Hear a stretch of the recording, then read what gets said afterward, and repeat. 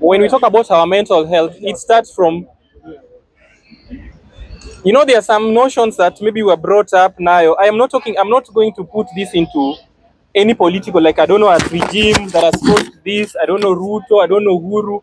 Well, I am not supporting Ruto up to now, but then I cannot push everything to Ruto. One thing that I know about the mental health, like just the basic one, even if you've not been into these classes of psychology and so on, I just want to give you two examples. The first one, back at home where you're brought up, we've been having so many deaths, right?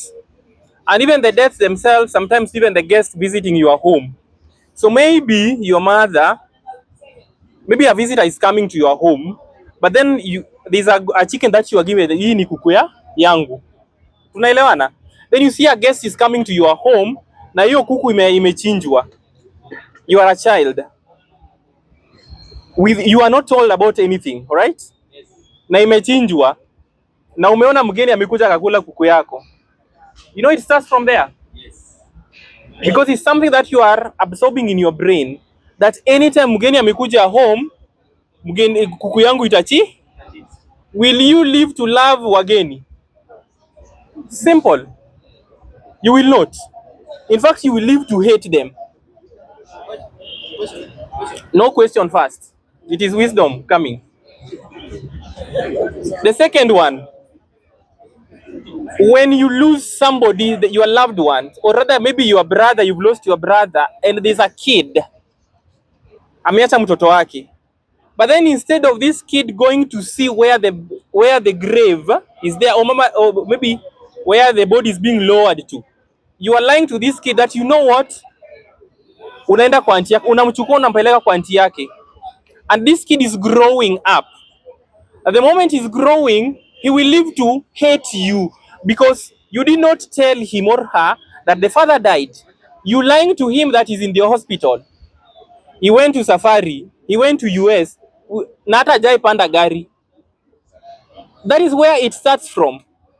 So there are things we are supposed to be putting into, like, before we start lying to our own, before we raise them to a national level, rather international level, there are things we are doing on our own way that are we are not supposed to be doing it.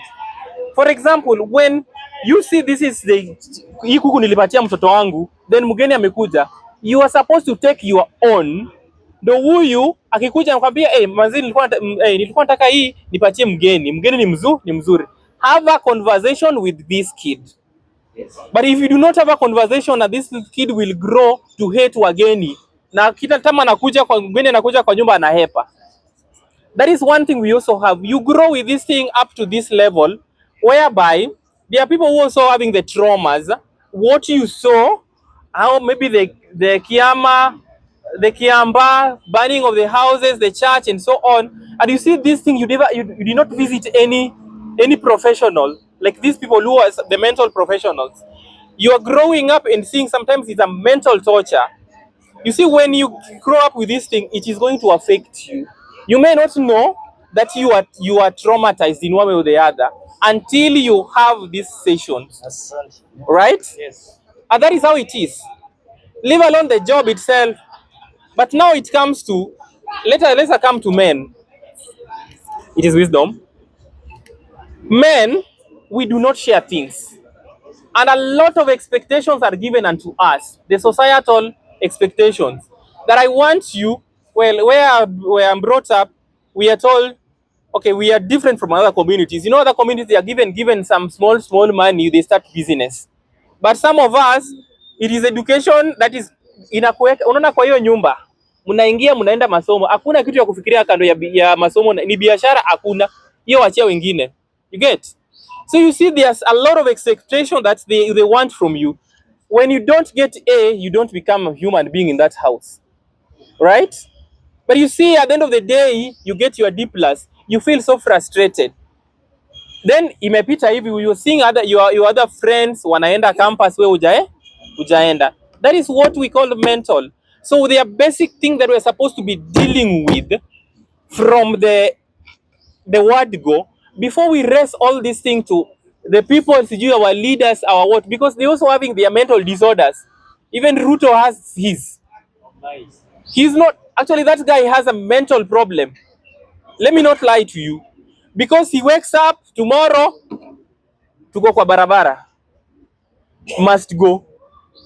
We wake up, saa zingine anakuja kutuliza niende wapi. Tushamwambia hata solution magari zenye zinaenda kwao. It is simple. At the end of the day anatuambia, you know, ukiona mtu anasimama kwa jukwaa anakuambia, you know, mimi nimesoma sana. There is a mental problem. There is something that somebody is suffering from because of the frustration and everything that we have undergone.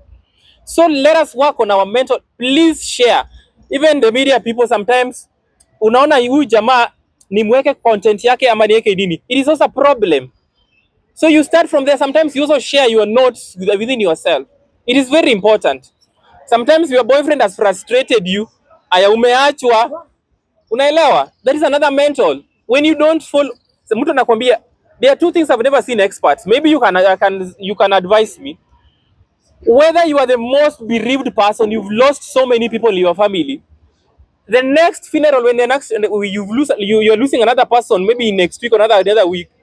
Do you become an expert when I say, hii is aniuma because nimezoea? Does it work that way? It doesn't. The same thing, you tell me how much you've been left or been heartbroken or an expert in marriage. Is there any expert wa marriage hapa? Kuna expert? Hakuna.